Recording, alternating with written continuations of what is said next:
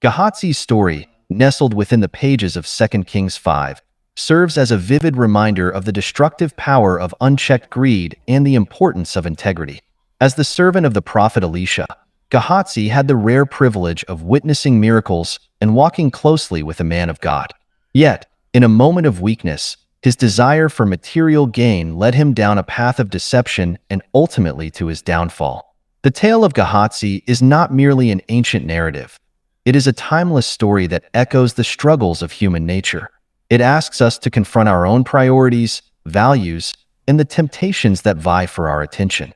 To truly grasp the gravity of Gehazi's actions and their consequences, let us delve into this story in depth, exploring its themes and lessons with the perspective of a narrator.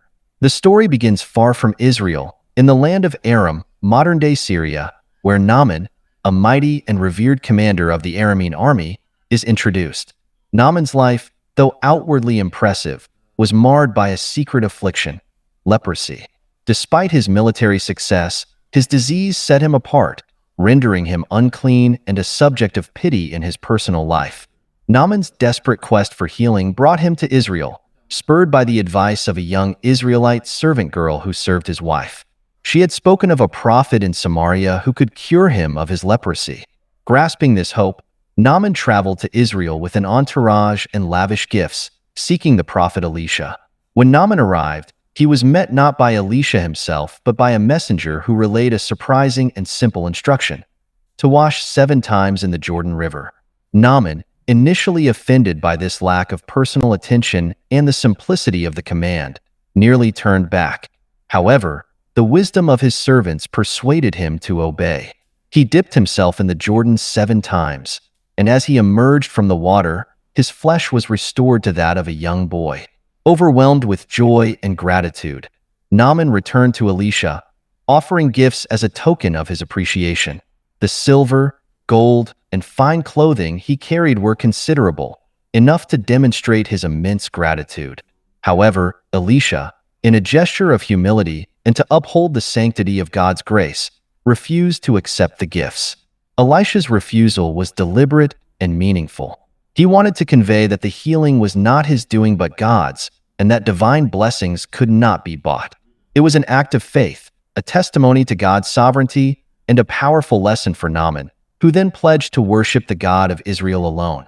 However, not everyone shared Elisha's perspective. Gehazi, who had witnessed the entire event, could not fathom why such a generous offer was declined. In his mind, the gifts were a rightful reward for the miraculous healing. Gehazi's heart, clouded by greed, began to plot. As Naaman departed, Gehazi could no longer contain his desire.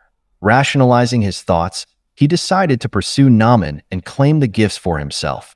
Gehazi reasoned that Naaman's wealth was ill-gotten, as he came from a pagan nation, and that taking it was justified. Yet, beneath this justification lay a deeper truth.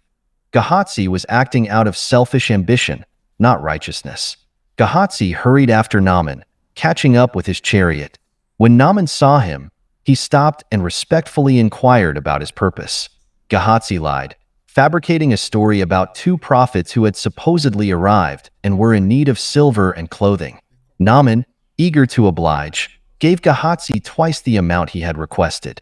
With his ill-gotten gains in hand, Gehazi returned home, hiding the treasures before rejoining Elisha. He believed his actions had gone unnoticed, but he underestimated the spiritual insight of his master. When Gehazi stood before Elisha, the prophet asked him a simple yet probing question. "Where have you been, Gehazi?" Attempting to cover his tracks, Gehazi replied, "Your servant went nowhere." Elisha, however, already knew the truth. He revealed that God had shown him Gehazi's actions, describing the moment Naaman turned to give him the gifts. Elisha's words pierced through Gehazi's deception. "Is this the time to take money or to accept clothes, olive groves, vineyards, flocks, herds, or servants?" The consequences of Gehazi's greed were immediate and severe. Elisha declared that the leprosy that had afflicted Naaman would now cling to Gehazi and his descendants forever. In that moment, Gehazi's skin turned white as snow, bearing the visible mark of his greed and betrayal. Gehazi's punishment was not merely personal.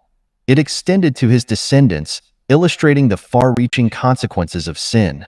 His actions tarnished the testimony of God's grace that Elisha had sought to uphold. What was meant to be a demonstration of God's free and unmerited favor was marred by Gehazi's selfishness. This story is a sobering reminder that our actions, whether good or bad, have implications beyond ourselves. Gehazi's greed did not only cost him his health and position, but also impacted his family and the spiritual message of the miracle. Gehazi's story is rich with lessons that resonate even today.